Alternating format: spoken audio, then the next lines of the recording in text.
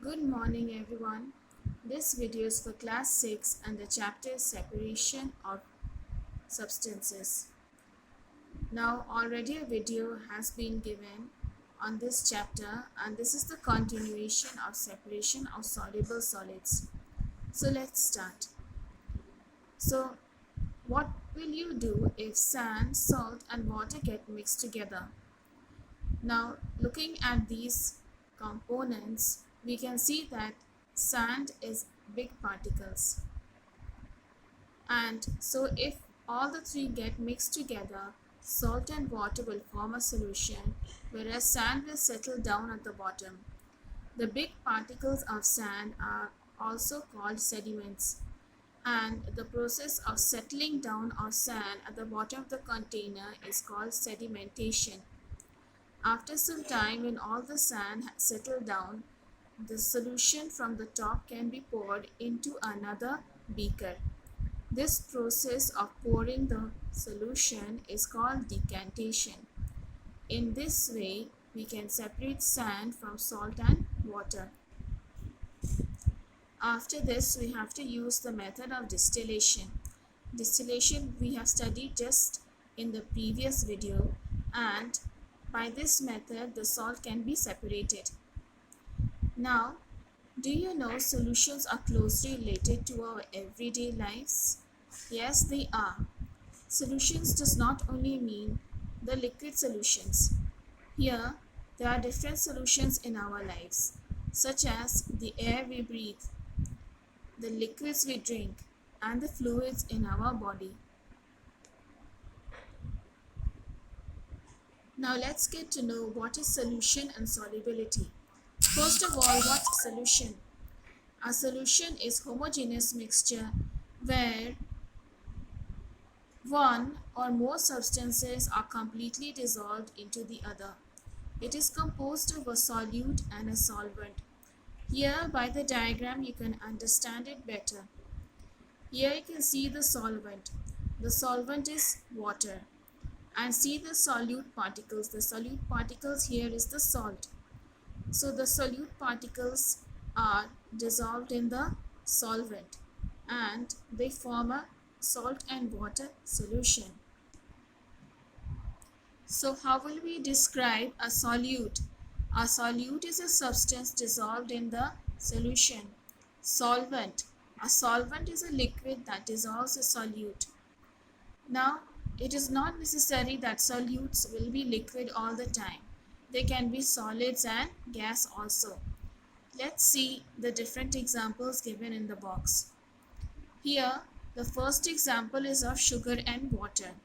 Now here the sugar is the solute, it is a solid, and water is the solvent, which is obviously a liquid. See the second box or second example, ethyl alcohol and water. Now ethyl alcohol is a chemical and it's a liquid, and water is also a liquid. See the last box and the last example, carbon dioxide and water. Carbon dioxide is a gas and water is a liquid. Inside water, carbon dioxide and oxygen are present, and that's why organisms living in the water and plants in the water can survive. Now what's solubility? The ability of a solute to get dissolved in a solvent to form a homogeneous mixture is called solubility. Let us study about the factors affecting the solubility. Now see the picture. On the left side is iced tea. On the right side is hot tea. Now in iced tea, when we start putting sugar, we put the sugar and mix it. But after drinking this iced tea, we see that sugar is still left at the bottom of the glass. But after adding sugar to hot tea and mixing it, we see that no sugar is left at the bottom after we drink it. So this means that when the temperature increases, the solubility can increase. So solubility increases with increase in temperature. The second factor is the size of solute particles. See in the picture on the left side, sugar cubes are present. In the right side, the sugar in small granular form is present. Now, it takes more time for the sugar cubes to dissolve in the tea, whereas it takes less time for the particles of sugar to dissolve in the tea. This is because lesser the size, quicker will be the solubility. So the size of solute particles is also a factor of solubility. So solubility increases with decreasing size of solute particles. The last factor of solubility is stirring. See in the pictures. In the left side also, stirring is taking place, and in the right side, salt is or sugar can also be stirred in water. Stirring means moving around the spoon in such a way that the solute particles get mixed in the water. By moving around, what happens? The particles they collide with each other and break down into smaller parts, making the solution quicker.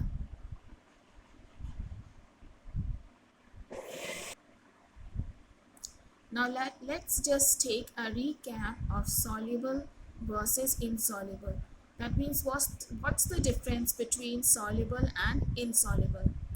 Now soluble substances, solute disappears or mixes evenly. Example, salt and water. You can see the deep oceans.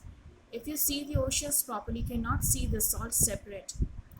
Now, insoluble substances, the solute stays visible. Example, oil and water. Here, water is the solvent and oil is the solute. When we put oil into water, we can see the oil separately, and that's why oil is insoluble in water. Now let's see what is a saturated solution. In the diagram given here, you can see that a glass of water has been taken. Inside that glass of water, a tea bag has been kept, and the solute has been put spoon by spoon. After adding many spoons of sugar, you can see that the sugar now starts settling down at the bottom of the glass. When the sugar cannot dissolve further in this water, it is said that this solution is now saturated. A solution in which the maximum amount of solute has been dissolved at a particular temperature is called a saturated solution.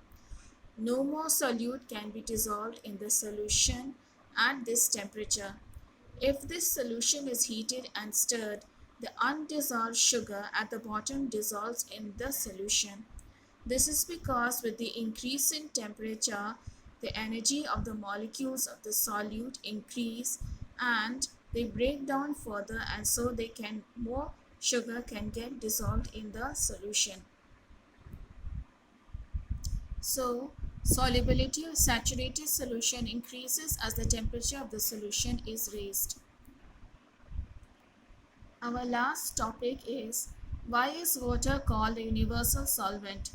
Water can dissolve a wide range of substances in it.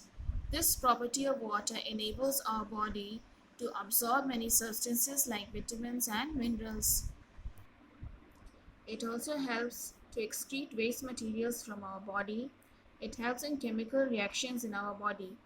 Also, water transports minerals present in the soil, and water dissolves carbon dioxide and oxygen.